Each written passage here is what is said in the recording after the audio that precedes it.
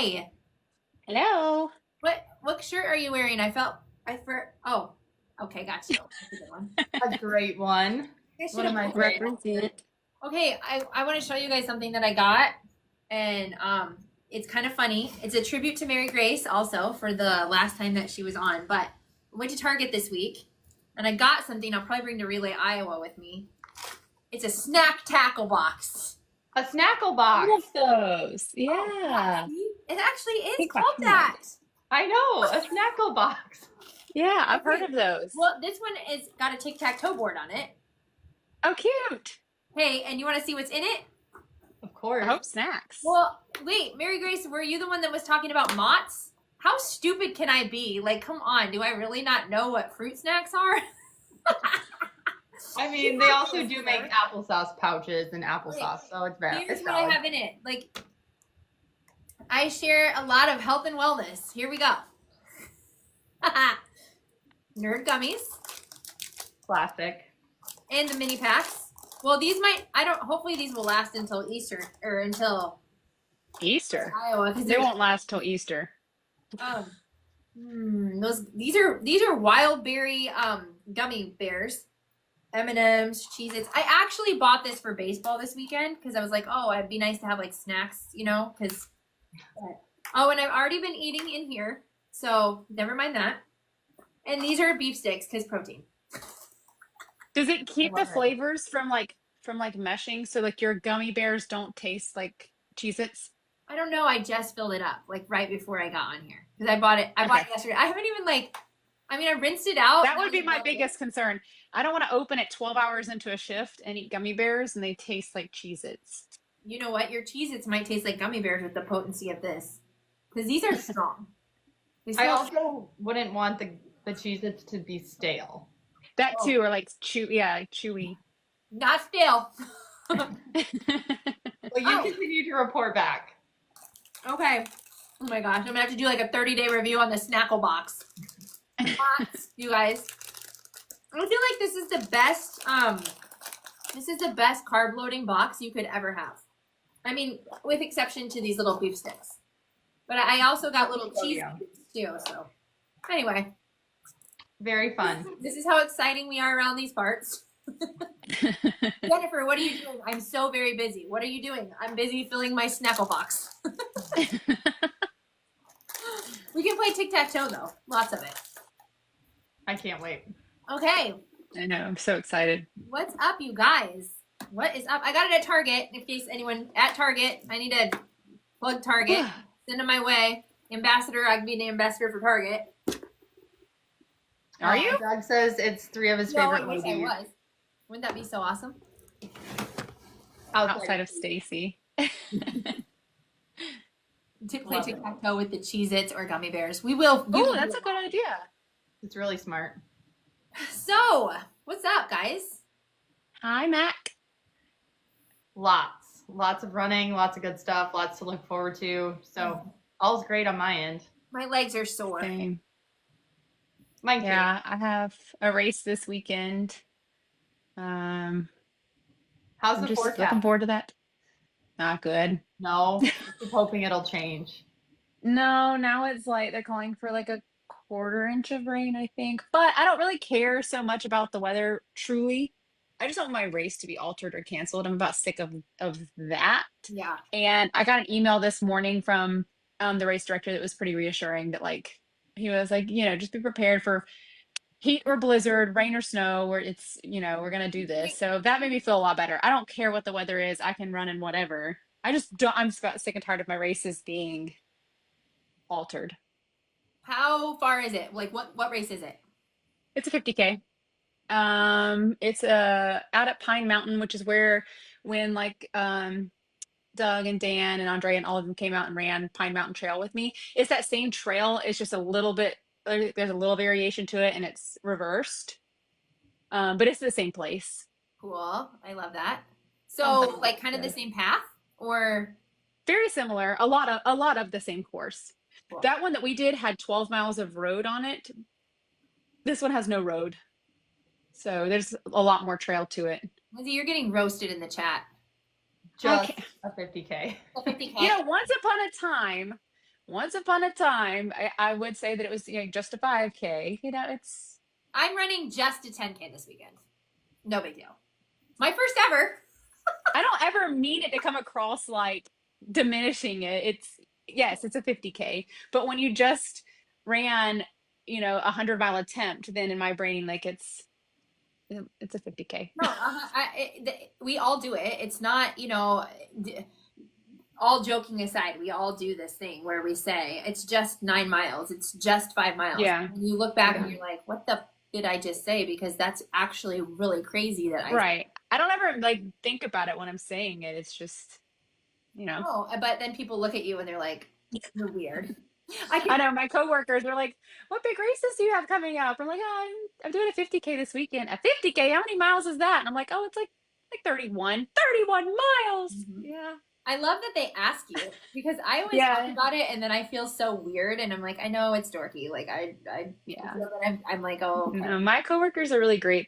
Some of them run. It's actually been really cool. A couple of them have gotten like into running recently. None of them really do trails yet, but I'm working on it. But they've gotten into running, and so like when I go to work and they haven't seen me in a couple weeks, they love to get all excited. I just ran a 10K without stopping. I want you to know. And that makes me feel really good that they really want to like share that. Yeah. And That's that awesome. you're there for them. That is nice. Yeah. Yeah, Yes. it's fun. And they do. They ask about my race. So I was off for 2 weeks for the 100-miler. And when I came back to work, I was still kind of in my feels about it.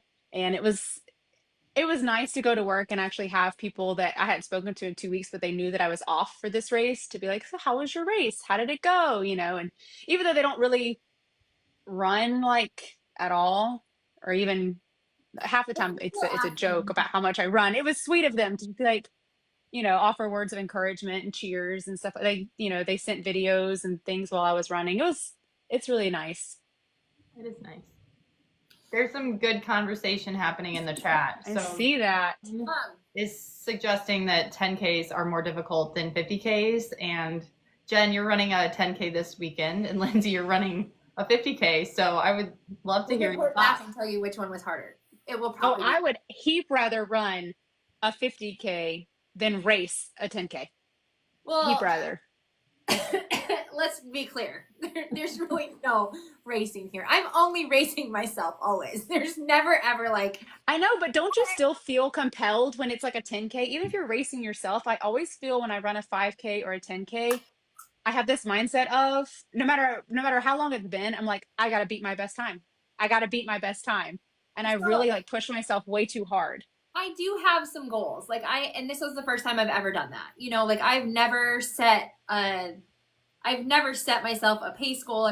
But you both know I've been improving at my pace and You really have. really like kind of getting excited about that and being surprised about the fact that like I'm like slowly inching into some single digit miles, which has been really fun because that's, like Feels good. I think that's why I just keep wanting to go more. And like, I'm still sometimes stuck in that 342-pound body, like where I sit and think that in my head that I can't do this. And like I've already exhausted myself with the thought of like, okay, I've got to go out and run. I really try hard to change that mentality of like, I get to go do this. Like I get to do this and I can do this. I'm not saying it's easy, but it's easier than it ever was before. And I'm shocking myself with what I'm doing because I never thought I'd ever run a 10-minute mile, let alone less than a 10-minute mile. And that's freaking awesome. I think this is something where I have kind of found, I don't know how to phrase this, like a common ground with people who were like you and I, who had like tremendous weight loss and then got into running. And then everything is like, oh my gosh, I can't believe I did that. Oh my gosh, I can't believe I'm doing this. And then people who have been running, like Lauren, have been running forever. Somewhere I have found finally like some like common ground where I know good and well that Lauren has not ever lost tremendous amounts of weight, but Lauren goes out and does things and she has those moments of like, I can't believe I just did that, And I love that's where that's where I am in my running, that it's no longer about, and I think you'll get there. It's no longer about like thinking about 300 plus pound Jen and where you are now. Like she's always going to be like a part of you but at some point, You guys there? Lauren, are you there? I'm here. Hold that thought. Can you hear me? I can hear you perfect. Lindsay, your studio is cutting out. Lindsay? Are you still here? Oh, there. You're slowly coming back to us. She's like frozen in time. There you go. Can you You were see a me? really good thought too. You were saying something so meaningful, and I felt like I was getting a lot out of this. We'll wait for you to return. That can you hear me? Yeah. Yes, now we can. I'm here. You can hear me now? Is this Yeah. Okay. What I was saying is I have been there where every single accomplishment I did, I circled it back to, 230, 240 pound me, never would have. And it's really nice to be in this place now where I do appreciate the work that I did to get where I am. And I do think about that. But it's also nice to sometimes just think like, I did that and I never thought that I could do that. Yeah. If that makes sense. It makes perfect sense. I think I'm like close to that. Cause you will. I think you will. Like that's at some point you'll reach a point where it's like it's so Jen fun. then and Jen now is still Jen. Yeah.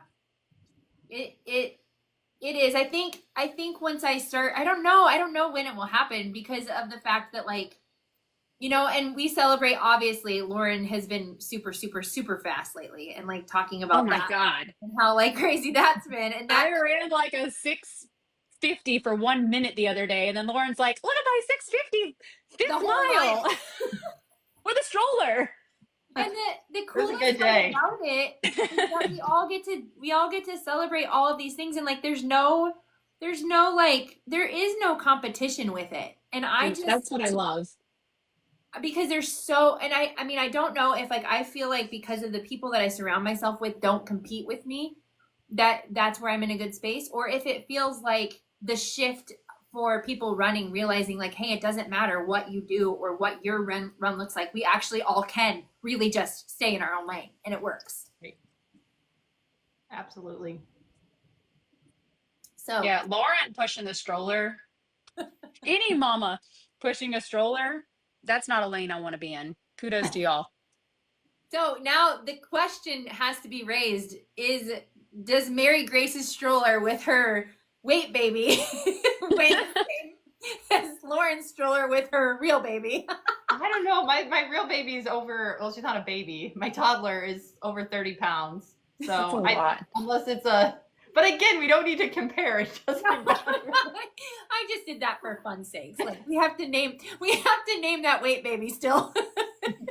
I mean, Mary Grace is running in a region with lots of mountains, and I'm running in an area where I run on an old rail trail. So there's a lot of comparison there that just the terrain itself is. And you guys know I'm only comparing the stroller and the obviously not the runs, and like the situations are so different, but it's just awesome to be able to like sit and say, yeah, Mary Grace, and she does a 6-minute mile with a real kid. I listened to that again. I went back and listened to it and I'm like, Mary Grace, you're just so dang funny. Oh my gosh. Okay, can we go back though, like not necessarily talk about pace, but let's talk about previous races that we have, because I mean the last time I ran a race was St. Patrick's Day 5K with Maddox, so my schedule's upcoming, but you guys have been in the thick of it.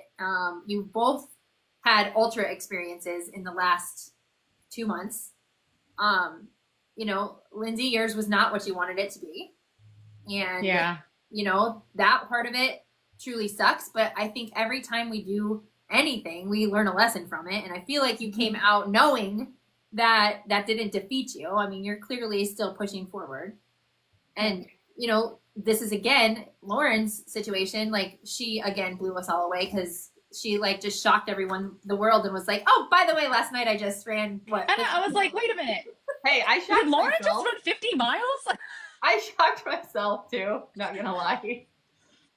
So, can we just talk a little bit about that since we're recapping what we've been going through? You know, Lindsay, you start, kind of share a little bit of your experience and, you know, how you're feeling and how you're like what you learned from it. And Lauren, you do the same. Okay. So technically this was my first 100-mile attempt, even though I am struggling mentally with calling it my second. My first one got canceled before I could even start it, but I keep calling this my second 100-mile attempt. The days leading up to it, the race director let us know that there was 7 inches of rain, generational flooding. The 30-mile trail loop that we were supposed to do 3 times, they at like 9 p.m., 9:30 that night, right before going to bed, we all got a notification that the 30-mile trail loop was now cut down to a 6-mile road loop, and that was it. None of us had road shoes because this was supposed to be a trail run. I had 3 pairs of trail shoes. I went to bed that night, I think we all did, just feeling very deflated. You know, you're already kind of nervous going into something like this anyways. You have butterflies in your stomach and you have, you know, your own like insecurities that you're dealing with anyways. But then when that happened, it was very hard for me to dig deep and pull out of me even wanting to start this. But we did. We got up the next morning. We agreed that we were just gonna see, was it asphalt, was it pavement, could we run on the shoulder, like what we were, even before we made the decision to just not even show up, we were like, let's just go and just see. Thank God for Jess Gatlin. We were all kind of down in the dumps, and she's just a fairy of a human being, like just magical. She definitely helped us kind of get our spirits up, and where we were all down, she definitely had the up for us. We did the first 6-mile loop and it wasn't raining. So we were like, okay, we kept trying to find the positivities. Oh, it's not raining. At least there's that. Oh, the sun's coming out. At least there's that. You know, oh, it's asphalt, not concrete. At least there's that. There were places, you can kind of run on the shoulder. It was pretty outside. And the first 6-mile loop came and went. Okay, we felt good. We'll go for another one. So we really took it as the mindset of, we're just going to take it one loop at a time. I don't think, well, Andrea might have, but I know I did not think when I put on my shoes that morning that I was going to run 100 miles. Do I think that the mindset defeated me versus, I don't know. I don't know if I'd woken up with the mindset of, I'm going to do this no matter what, would I have finished it? Maybe. But as the day kind of drug on and the hours drug on and my feet really started to hurt, like not just blisters. I didn't get any blisters. Dan and Andrea did, but I didn't get any blisters. The inside of my feet were hurting so bad. I was using trekking poles on asphalt. We kind of had a talk around mile 50, like, hey, this is where we are, this is time wise, and if we want to finish this realistically, this is what we're going to be grinding out for like the next 15 hours. There's more severe weather and tornado warnings on the horizon in a couple hours. Is that something we really want to keep pushing through?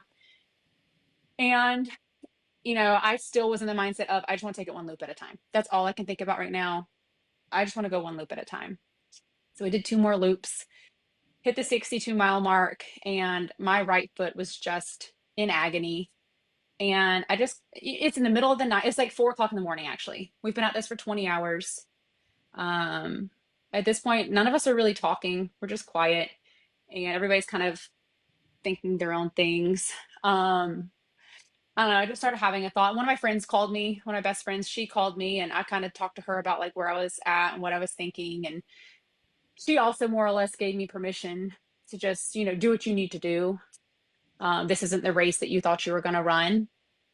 And I thought with that for a minute. And it's ultimately, that's kind of how I made the decision. Like Dan talked to me for a little while. Andre and I, we had a talk, and then I talked to my best friend. And it really came down to, I want a buckle. I want a 100-mile buckle. I've wanted that for 2 years.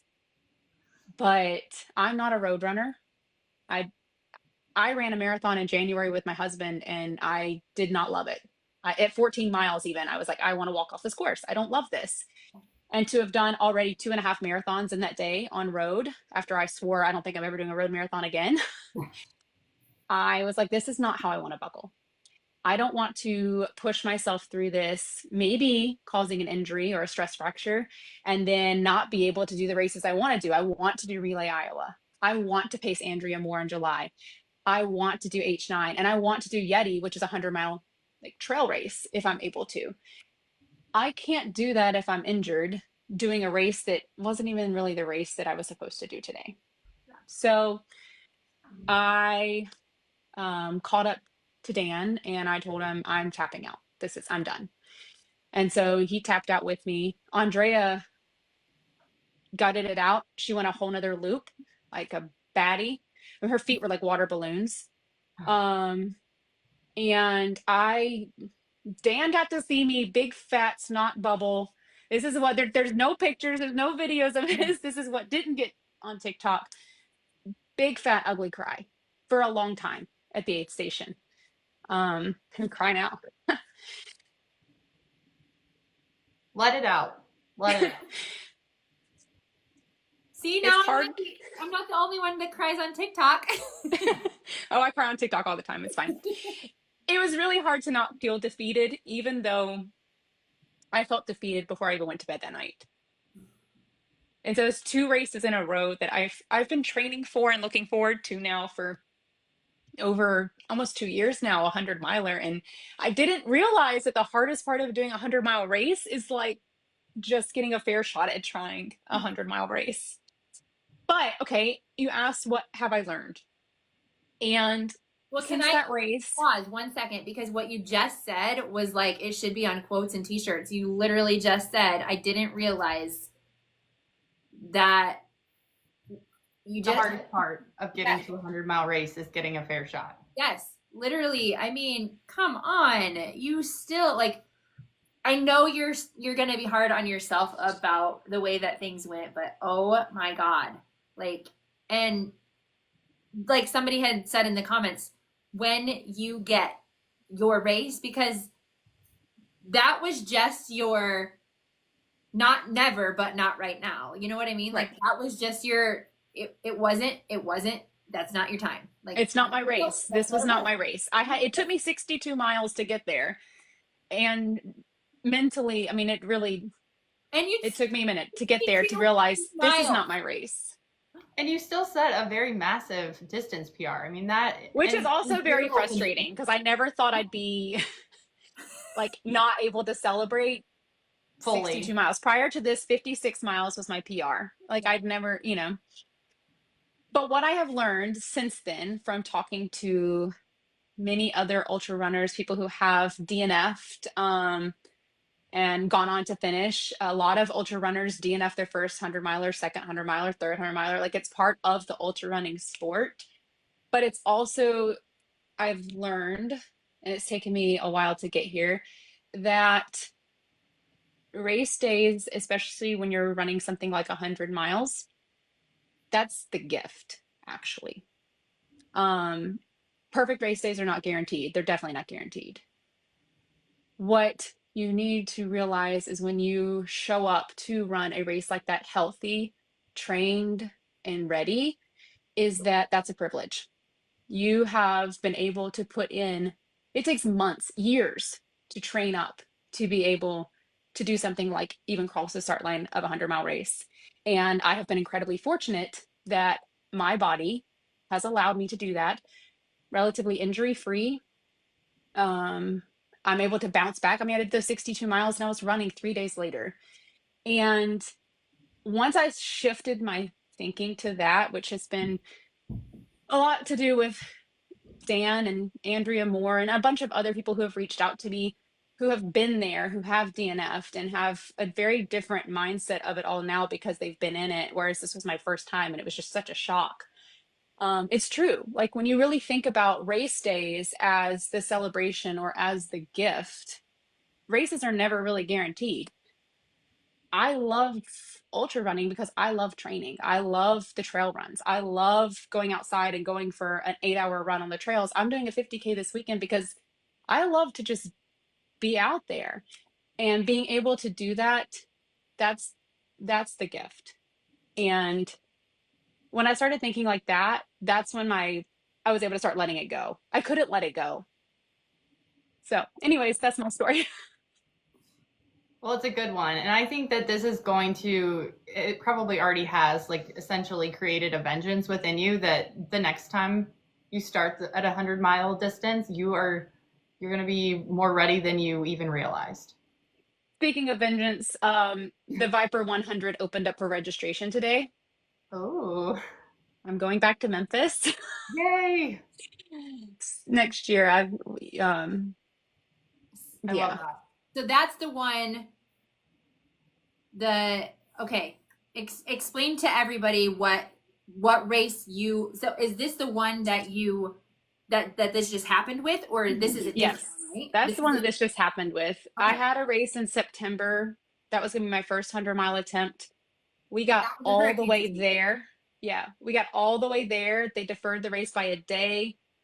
But they were still going to host the race, and there was tremendous flooding left over from Hurricane Helene, and so they ultimately canceled that race. So I did not get to even attempt, didn't even get to start that one. So then I found this one in Memphis that was 6 months later, maintained my training throughout the winter, Mhm. showed up to this one with generational flooding, tornado warnings, all kinds of stuff. So that's due. Third time Lindsay's charm. bringing the storms.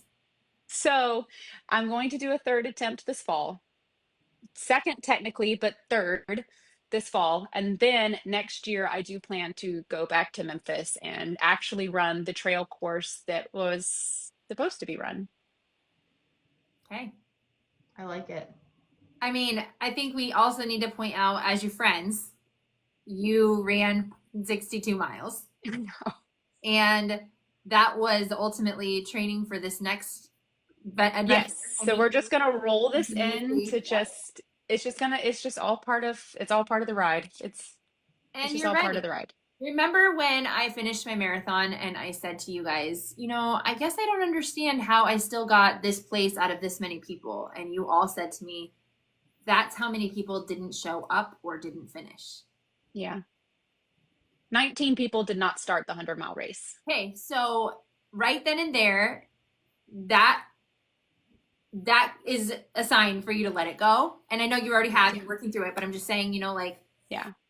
I wasn't really prepared for it to hit me as hard mentally as it did. That's the other thing too. I made the mistake of not having an A goal, a B goal, and a C goal. I usually always have that going into a race, and this time I was just 100-mile or bust. I was so eager and so excited.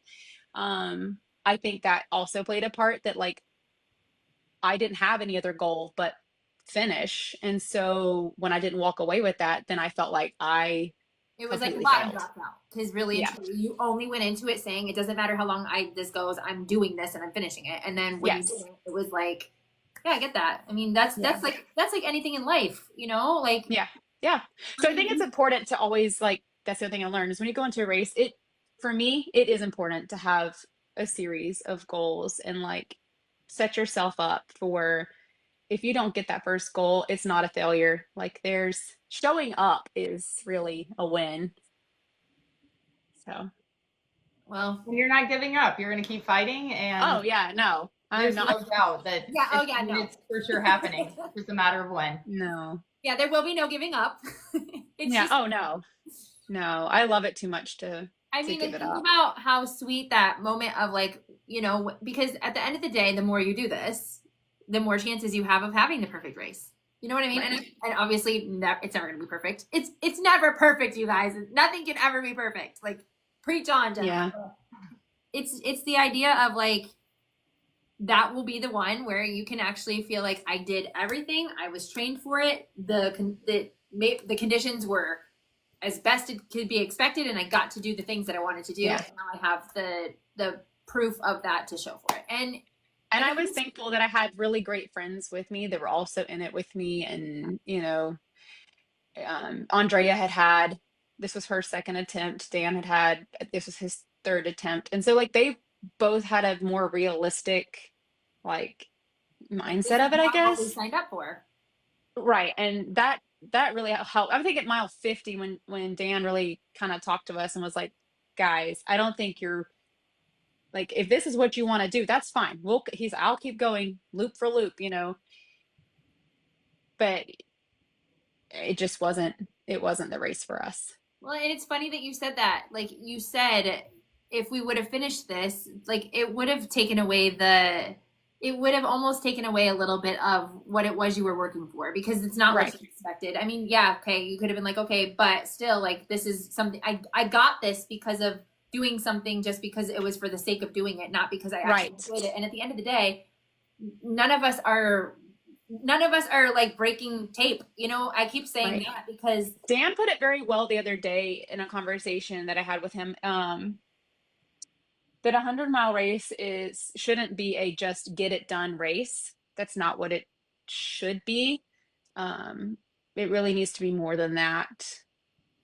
You'll have more success, honestly, if it's not just if you don't look at it as, let me just get this done. That's not how it should be. yeah, I think that's a good lesson for anything. Like it shouldn't just anything that you're doing. I mean, I always say, like, if you're not having fun, why are you doing this? Like I say Right, that exactly. all the time. Like, if I'm not having fun with this, why am I doing this? And it's like, Exactly. Sal, why? What's he saying? Watch him. He said he breaks. They break when not tape. Oh my gosh. Well, Lindsay, I'm really glad that you told us that whole story, and I can't wait till we recap when we're on episode like 150 and recapping when you can like actually like put the belt on. I know. I was like, Relay Iowa is in jeopardy right now. If I keep going, I'm not going to be able to do Relay Iowa, and that's just not something. I'm not giving up. I'm not giving up Relay Iowa. So can I ask one question? With these belts, like, are these buckles that people actually wear after the fact? Like, I mean, you can. I don't put it past me. I might start wearing jeans and belts again. I'm gonna wear it every day for the rest of the year. It's gonna sleep right under my pillow every night. I love it. Okay, well, speaking of buckles or wooden medals, Lauren, Yeah, your medal was pretty. I liked it. I would show you, but it's out in my car. But what in your car? Would I'm you the same throw it in the way. back seat with the rest of them? Yeah. I was like, where could I leave this that I'm not gonna lose it? So it's in the car. Oh my gosh. Oh. Reminder. Yeah, so let's set the scene for this one, because it's kind of a funny story too. I mean, not really funny, but It's very Lauren. It is very funny. So I signed up for the race on April Fool's Day, which was 11 days before the race itself. And before what race? Tell us the race. This was a 50-miler, my first ever attempt at a 50-miler. And I want to make it clear, because I maybe wasn't as transparent about this in all of my videos, that I wasn't training for this race necessarily all year, but I had been training like as if I was training for a marathon and more. And my fitness, the big reason why I pulled the trigger and signed up is because my fitness has gone way up in the past like 3.5 months, more so than it ever had. And I'm pretty sure that once I started supplementing with iron after finding out I was anemic, I just started feeling exponentially better. And so my training, my health stats, everything was reflecting that. So I think that's something important to say real quick.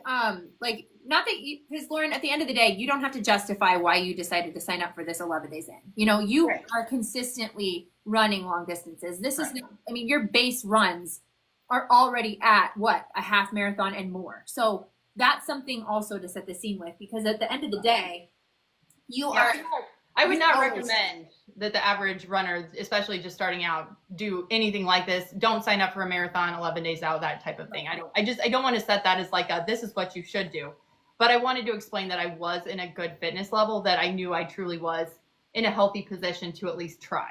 You had an idea that you wanted to do something. I mean, you had an idea of that. Yes. And I'm the type of person that I've had so many experiences with marathons where it has been upwards of 80 degrees and 90% humidity. And I do not train, or I do not perform in that at all. I just mentally shut down. My heart rate's insane. And so I wanted to find a race that I knew had good potential of being cold, because that is what I run best in. And so part of the reason why I waited to sign up until the last minute, because it was a race I had been eyeing for some time. I kept checking to make sure it hadn't filled up or like getting close to being capped, because I was going to, I would have signed up sooner if it was. because I wanted to do this race. But I waited because I was able to check the forecast. So kind of like as Lindsay has had some bad luck, I was like, I don't want to sign up for this race if it's going to be like 80 degrees or, you know, if it's like flooding in the area kind of thing. So I signed up for this race.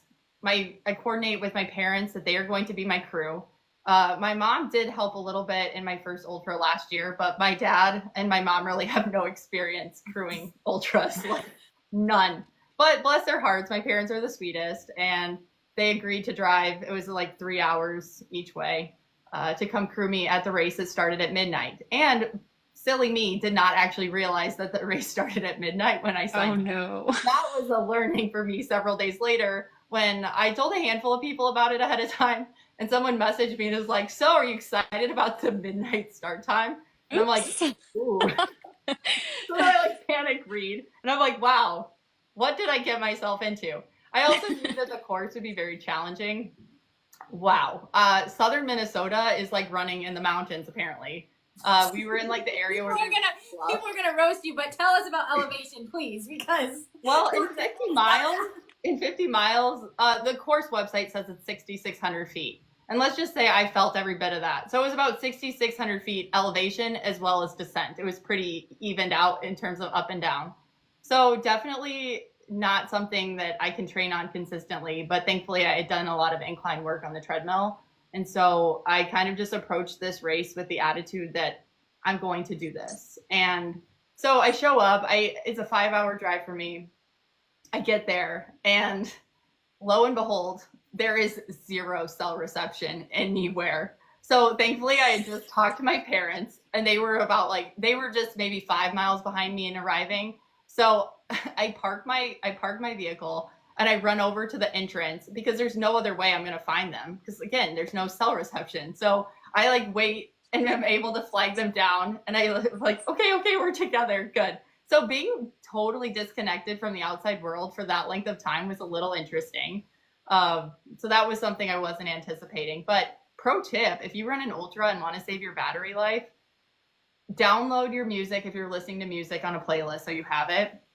Put your phone on airplane mode. I think my phone was still at 90% when I finished the race, which is insane because that has been an issue for me in the past, is a phone that dies. So that was a good learning for me. I at least had been prepared in that aspect. But I start out, everybody is so nice. Just the atmosphere is amazing. It was in about the 30s, real feel. It was like low 30s, so it was pretty chilly. In the woods, you were pretty sheltered. And as we start out, you start on a giant incline, like 300-foot hill. And about 6 miles in, I was pretty terrified at this point. I was like, I don't know if I can do this. Because every single step was uncharted territory. It was completely dark. And thankfully, after that first lap, so during the first lap, I settled in behind a couple guys who were fast. And that was maybe unwise for some reasons, but basically I was just in go mode and I like zoned out of everything. I was just like staying on pace with these guys, just run. And the one guy had a really good chest lamp, and so having good visibility was really helpful. So I ended up finishing the first lap.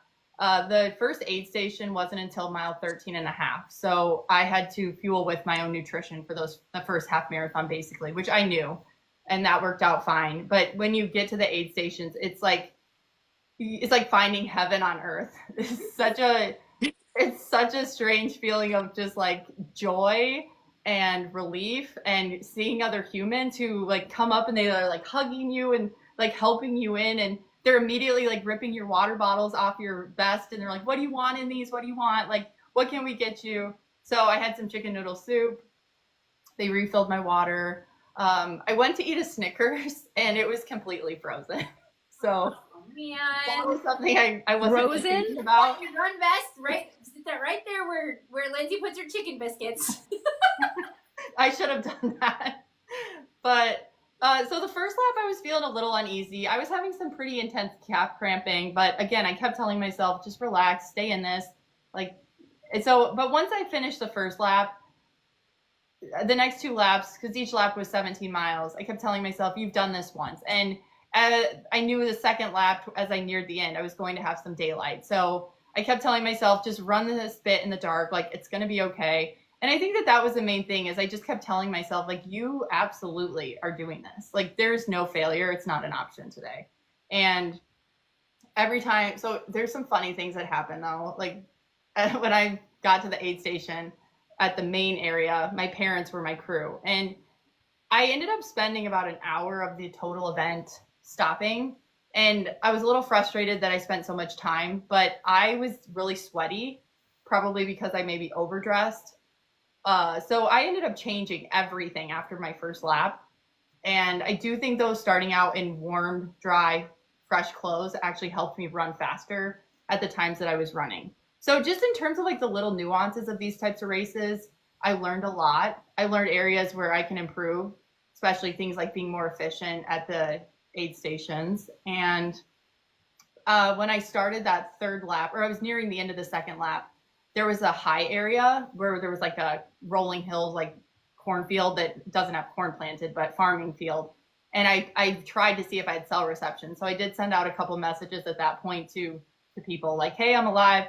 And I had sent one to my husband that was like, I'm doing this. I was like, I'm effing doing this. Like, I am finishing. I know I will. And at that moment, okay, Lauren, we know you're gonna. I really had convinced myself that like these last like 20 some miles, like it's nothing. I'm going to do this. And I think that my parents kind of saw that fight in me after the second lap, because the first lap I was a little bit like terrified still, but it was an incredible experience. I think I liked the aspect that the course was as rugged and even technical at times as it was, just because it was unlike anything I had ever done before. And so I think that these are the types of experiences that teach you and show you, like, why not push harder? Like, why not push farther and see what you're really made of? And you know what? I could have fallen and rolled my ankle pretty bad, like at any point, and been severely injured, but I kept telling myself, just go, like you're not going to fall. And somehow I ended up not falling during the entire race, which is still a miracle to me. And, you know, at the end, everybody's so incredible. Even when you're out running, every single runner out there is telling you good job. You're exchanging stories. It's such a different atmosphere than any other type of race. And yeah, so now I'm pretty much addicted and looking forward to, well, Relay Iowa next, but so excited for the next one. H9 in August. H9. What is the elevation on that one is what? 15,000 feet. In 50? Mm-hmm. 50 miles? 56. Ooh. What's it? So this course had an 18-hour cutoff. And I wanted to say, I had set this arbitrary goal of under 12 hours for myself, which I didn't know if I was capable of. But I hit the 50-mile mark on my watch at just under 11 hours. But then with the, like, technically finishing, because the course itself is actually a 51-mile course. It came in at 11 hours, 15 minutes. And so I was absolutely elated. I finished about 4 minutes ahead of a man who ran last year. And this was his second year. And he said he ran 30 minutes faster than last year. And it was so sweet. He had asked me if this was, like, how many 50 milers I'd done. And I looked at him and was like, oh, this is my first. And his jaw dropped. And he's like, okay. And so it was the sweetest compliment. I mean, that like was one of the highlights of the day, was getting a genuine compliment from somebody who knew exactly what the course was like. And, you know, and I commend him for being so nice, because, you know, he was out there doing the same thing. And it's just, I don't know. Again, I'm going to be like, H9 is 20 hours. You get 20 hours. 20. Okay. Mm-hmm. So, yeah, this course had an 18-hour limit. But I would say if anybody likes running in the cold, and if you wanted to get a really unique nighttime running experience, it is a wonderful. It was I like the night. The cold, frozen Snickers, though, Lauren. Worth it. I don't know. That's a little extreme. Is it? See, I feel like it wasn't that big of a deal. Did you eat it? I liked running H9 because it was like, I didn't need any layers. Nothing. See, I like being cold and chilled. I feel like I run better in the cold. Yeah, but you don't wear layers. So, I mean, were we trying to tell people that you wear, because Lauren's outside in like 30 degrees in shorts and like one long I know. hat, big old hat. I was wearing layers in the ultra just because there are sections where you're walking a lot, and Yeah.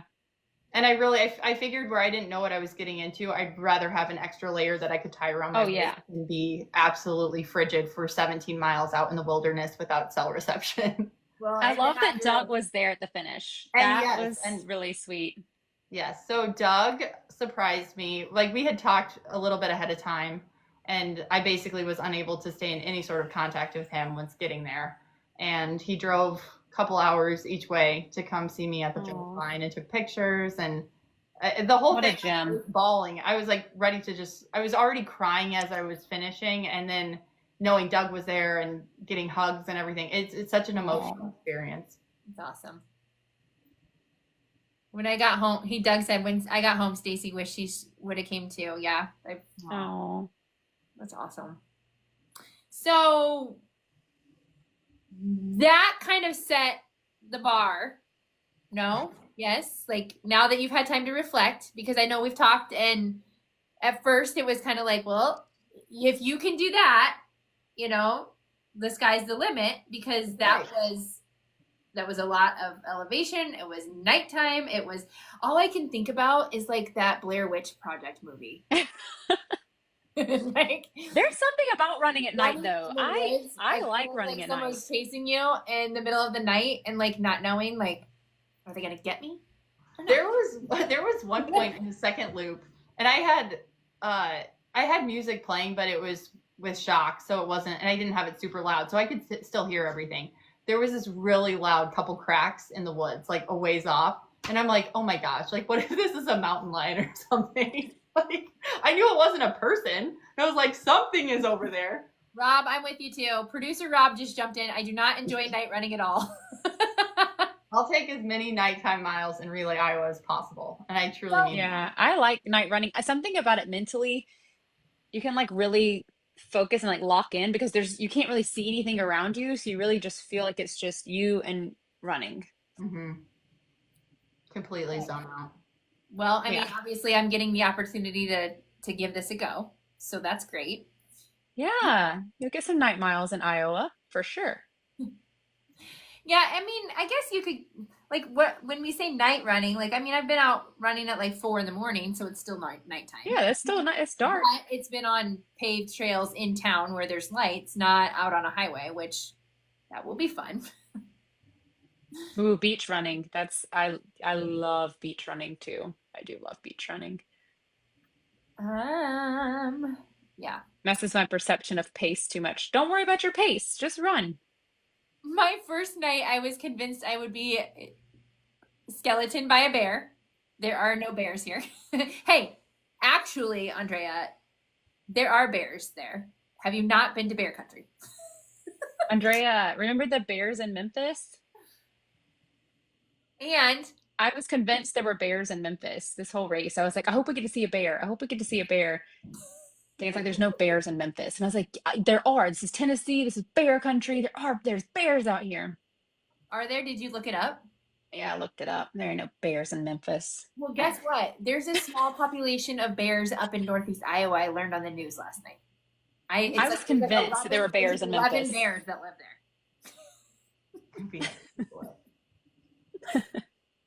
Yeah, no bears. You have a big race coming up for yourself as well. Who? You. You like the 10K? Yeah. You I haven't raced in a while. This is a big deal. I'm Actually, excited. she's never raced a 10K. You know, She's never raced a 10K. I have never raced a 10K. I mean, I think 10K, I told you guys that running about 5 or 6 miles is my sweet spot. And I've been kind of playing with, like, I'm not going out with the intent. Like, I've been doing a lot less looking at my watch while I'm out running. And so I'm just kind of like going off of feel, and for no other reason other than just because I'm at a point where I want to make sure that I'm doing it for funsies. Like, I want to make sure that I'm doing it, but also, like, then that part of it's been cool to look back on it. Like, in the mornings, I know I get all excited. I'll send you guys a message and be like, oh my gosh, look how fast I was today, and so I'm looking. What's the name of this race? It's the women's, the Des Moines women's race. It's the one that I've done. I did the 5K originally, like the very first one, and then I ran the half marathon last year. And that was my only bucket list item last year, was to run the half marathon. Like, and obviously that evolved. Is it a big crowd? Like, does it draw a lot of people? I mean, there's a lot of people that race. I don't know the exact numbers, but Yeah. it's just a lot of fun. Like, so typically the day before it's at a winery down in downtown Des Moines, and they have a braid bar, and they have like all these hairstylists that come and they will braid hair, yoga on the lawn, and they have live music, and they have a huge charcuterie table. Like, it's just like for women, just a fun event for Wait, women. I want to do this race. It's awesome. And like they have like some little like booths set up outside, and like it's just like basically like like a little farmers market for women, for like just for this race. And then they do a Des Moines, I want to say it supports Girls on the Run, the organization that helps like younger girls get into running.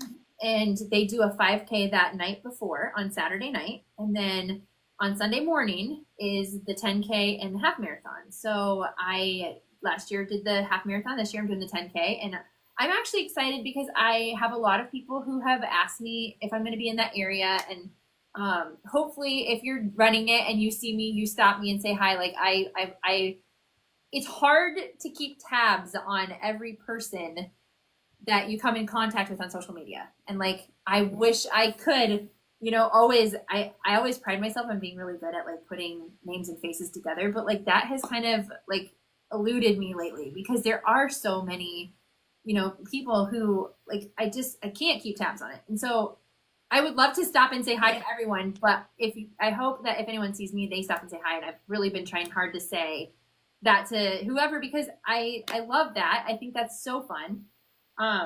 And yeah, I'm basically using this as number one, just because I've done the other two races for this particular series. Like, and then I'm using it as training because at the end of this month, I'm running a half marathon called Dam to Des Moines, which is starting at Saylorville Dam, and then it's just basically a straight path from the dam to downtown Des Moines. So yeah, all my running has always been in Iowa. I mean, that's kind of a thing. And then obviously I introduced, or I talked a little bit about having a role at the Des Moines Marathon this year, which I am doing. More is coming up about that really soon, and I'm super pumped about that. And I am running, but what that looks like is different, and I'm gonna, share that with everybody. But I'm not quite there yet. I mean, I'm just like, so I have stuff going on. It's just, and all related to running, but just, I mean, it's just evolving gradually, and it's different than what it was last year. I don't have like this huge, massive goal. I mean, I think I'm gonna get there, but this year was like, I just want it to be fun. I just want to enjoy what I'm doing. I don't want to have any expectations. I don't want to, like put any, like I just kind of want to play around with it. So that's what I'm doing. Taking the pressure off can sometimes be the best thing for performance anyway, if you're just not stressing over it. Yeah, I think so. I mean, and obviously my big race of this year is Relay Iowa. Like, I honestly, if I'm stressed about anything, it's that. And I know I don't need to be, but I want to make sure that I'm playing my part for the team. Like, I've talked to you guys about this a little bit, like just, a lot of it's just self-doubt that I'm working on. And I am still just kind of trying to navigate what that looks like, and like how, like my contributions, like I want to make sure I'm contributing in the best way I can. And like, I've always had that whole, like, it has to be perfect mentality. I have to keep preaching to myself always, like, you don't have to do this perfectly, but it's hard to break that. Like, if I'm not doing it perfectly, then why am I doing it? But it's really and truly like, if it's not fun, why am I doing it is what it should be, Oh. Yeah. Running should be fun. And you don't always have to have a big goal to, have it be fun. I like to have a big goal because it keeps me focused, but that's just how I am. I like to have, but I am really looking forward to seeing how you do in this 10K, because it's so different running a 10K around your neighborhood or around your town versus just like, your half marathon. Like on race day, there's gonna be so many people there, and the vibes and the hype. Like I I have a feeling you're going to do very well, Well, it's just so that funny. you're going to surprise yourself. It's funny because I remember, like, I mean, I was really cooking when I saw you guys at the marathon, and then I was really strong until I hit that like 10-mile mark when all of a sudden I'm just like, oh, my legs are cramping so bad. And like at that point, it was all about how am I going to just do this with my head, because, and that part sucks. And I do want to redeem myself.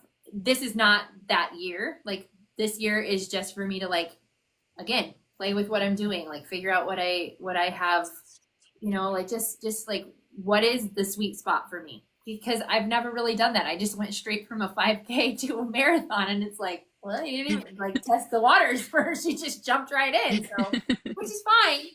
I'm not saying, I think that's great. It has helped me a lot to do that, because I think it's made it so that I do know I can do all these smaller distances. Like I know I can do them.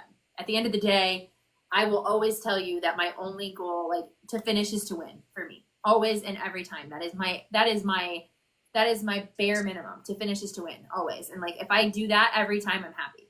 Like regardless of what it is. Obviously, I'm evolving, and so like that changes a little bit, because I do have some expectations put on myself now, and like I'm trying to like build on that. And so anyway, it's kind of interesting. It's kind of fun. It's a whole new thing, because I'm like the first year into running. Like, I mean, what do you say, running races? Because obviously last year wasn't my first year running, but like actually it was my first big year of like distance running. I'm now kind of like, okay, well, like what comes next? And I don't know what distance it is. Like maybe I'm just destined to be a 10K runner forever. Like, and I find every 10K in Iowa, and I do. There's nothing wrong with that. And you should come visit your neighbor in Illinois. Oh, I mean, yeah. You can travel outside of Iowa too. And you got to do the Peachtree Road But my race name's in just Georgia. Iowa Mom. It's okay. This Iowa mom can still go other places. This Iowa mom does Chicago. Yeah. Oh, that's so funny. Yeah, everybody does have their distance. I just don't. I haven't fully decided what mine is yet. I think it's, like that 6 miles, but I'm obviously going to keep trying half marathons and see if maybe I like it again. Like, I mean, Yeah, can I let you in on a secret? I've been running for a very, very long time, and I still don't know what my favorite distance truly is. it depends on the day. It depends on which way the wind is blowing. Yeah. Right? It depends on the Some weather. days I love a 5K. Well, yeah, like, and then to watch yourself improve, like, just that part of it's been really cool for me. Just to look at where I was last year, and the things that I did last year were really big. But now, like, to see myself, like, improving on the big things has been so cool. I will say a big thing that I have learned though since being on TikTok and Run Talk is the community aspect. And that's a goal of mine I've DNF'd a marathon before. And you would think that would be like such a horrible thing for me. And I look back at that race, and it's like, that's the race where I met Mary Grace, and I got to travel with 2 friends out there. We had a blast. And I'm like, well, the marathon, it wasn't a marathon, didn't go my way, but I would not trade that weekend for anything, like even with the DNF. And that's, I think, part of this journey is figuring out your why. And a big part of my why at this point is running with people. And I don't think anything will change that aspect for me at this point. So I feel like we should each give, but while we're getting ready to sign off for the night, I think we should each give what we're most looking forward to for Relay Iowa. You both laughed. Oh. Would you already have an idea, or can't you think of anything? It's so hard to pick just I'm actually okay, aside from, not everybody not puking, that's Well, that's that's a not bonus. happening. I actually am really looking forward to the early morning run. Because last year when I went out and like walked, what was it, that Saturday into Sunday morning at like, I don't know, 3 a.m. I've never been somewhere that was so completely dark before, that I could see, like, the stars were just insane. It's cool. And so I'm really looking forward to those miles again. And seeing you guys, but I think one of the moments I'm most looking forward to is in Sioux City, once every single person is together, and just like yeah. it's going to be chaos and joy, and there's going to be like a million hugs and laughter. I think that moment is going to be a highlight of the entire weekend for me. It's just we've been looking. There was like forward the to standing around so at long. cars, like between the runs and the, Yes. like Like last year, y'all walking playing in the headlights when Dan was singing. That was so funny. right before everything went downhill with the That was it. sickness. That was the Yeah, final the sun moment. was Dan was setting. singing Les Mis. It was near Gowrie, Jen, and the sun was setting and the temperature dropped like a good 20 degrees, and it was like probably in the low 50s. Everything, it was like just such a beautiful calm. I mean, Iowa is not the most exciting state in terms of geography, but it is beautiful. And I think the sunset and I was sunrise blown is away by it. You'll And it's so never green. hear me say, I mean, I haven't traveled a ton, like I'm not real worldly or anything, but you'll never hear me say, I wish I lived somewhere else. I love living here because of like looking at the sunsets every single night. I mean, I'm obsessed with taking a picture of myself in the sun because of like the way that it makes everything look. I told Jeff once, I was like, when we go to Texas and like, it just feels like there's this haze over everything. I said, it doesn't feel as clear as Iowa. And he's like, that's weird. And I'm like, you don't see it then? Because I see it. Like, I mean, everything just feels like so green and so blue and so the clouds are so white. And it's probably just me but like, I don't know. Anyway, I love it. I do love Iowa and I'm excited for you guys all to be here. And same. I'm really excited. We've got 5 weeks. Yeah, it's There's coming gonna up. be so much eating and so much just like the content possibilities are endless. Lots of Oh, I've already started like coming up with ideas. Oh my gosh. We'll have to go live at some point. Oh yeah. We could on location. That's freaking awesome. Although we can't really we'd have to I hope we'd have to watch our language because you can't say naughty words on here. Not that I know live does not like bad words. No, it don't. It will shut you down. Oh shoot. Okay, guys. Well, we went like 4 minutes over, which I mean we could probably continue to go on and on, but that will we'll save that for another day. You guys that can find this podcast on Spotify and Amazon Podcasts.